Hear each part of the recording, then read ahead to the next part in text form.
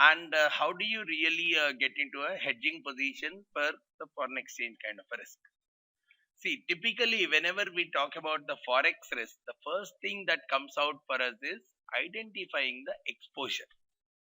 Exposure is nothing but long versus short, or how much assets we have in a foreign currency versus how much liabilities we have in the foreign currency.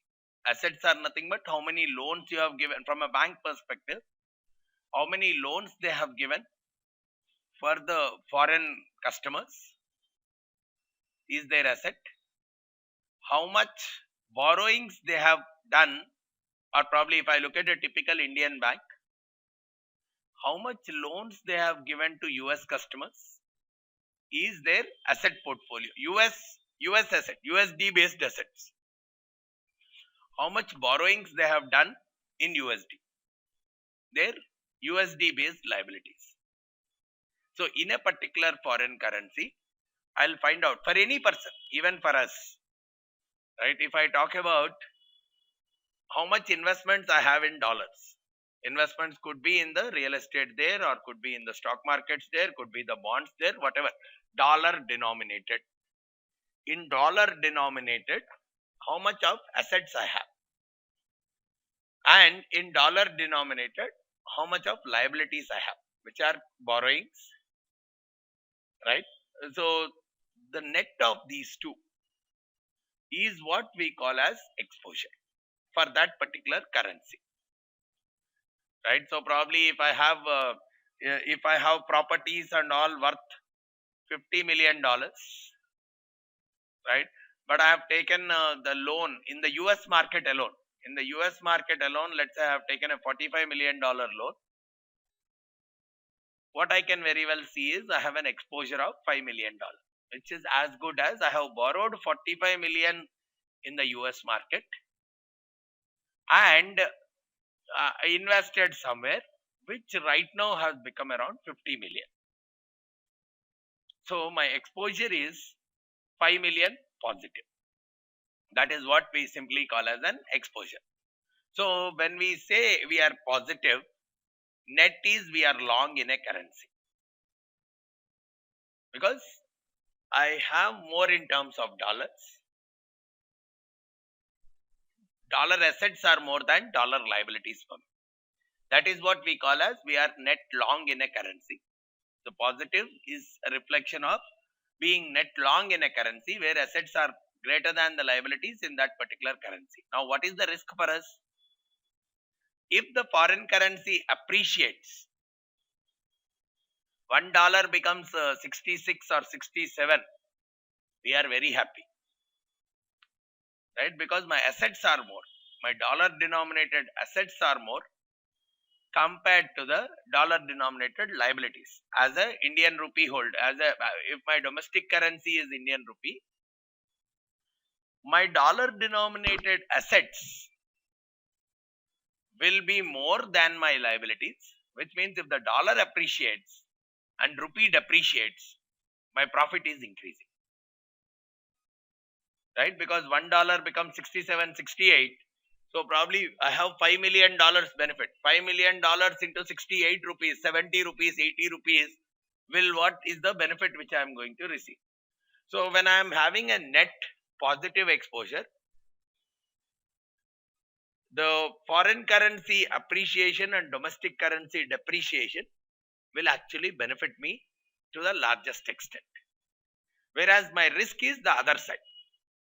If the foreign currency depreciates, I'm actually getting into a loss, right? The same is the opposite if my exposure is net negative. My assets are $45 million, my liabilities are $50 million. So my net is minus $5 million. So if I translate it again to the Indian, if my rupee appreciates or if the dollar appreciates, I'm losing very, very heavily. My loss is increasing. Whereas if the rupee appreciates, probably my loss is decreasing.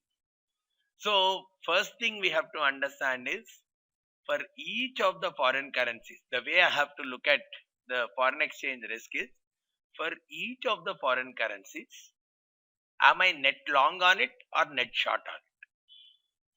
Right? Net long means probably foreign currency appreciation is more beneficial to me. Domestic currency depreciation is more beneficial to me.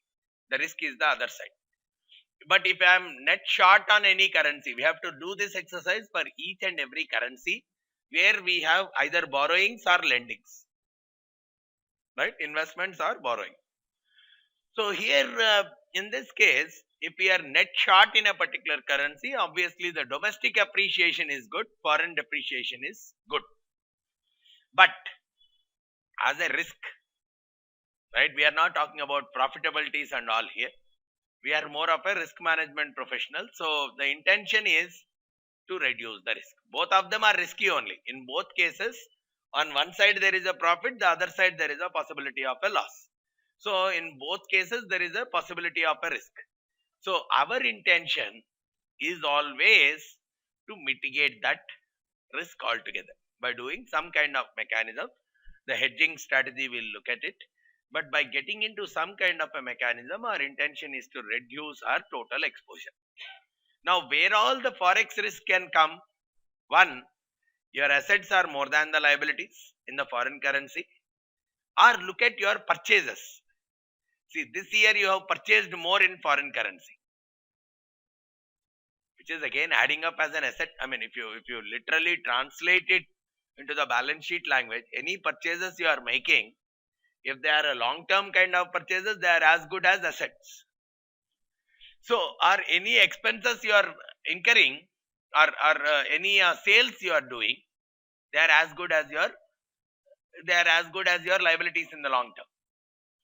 So, what we are saying is, if your purchases in the foreign currency are not offset with the sales, means you have purchased a raw material of so much from abroad, but you have not sold enough in abroad. Probably for a typical Indian company, raw materials it is importing,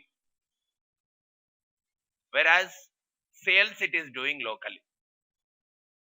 It is importing the raw material from abroad, assembling the product in India, and it is selling in India. It is exposed so much to foreign exchange risk, right? Because its raw materials, they are very much exposed to foreign exchange risk. But because the sales is in domestic, you may have to fix the price of the sales. So it may so be possible that the sales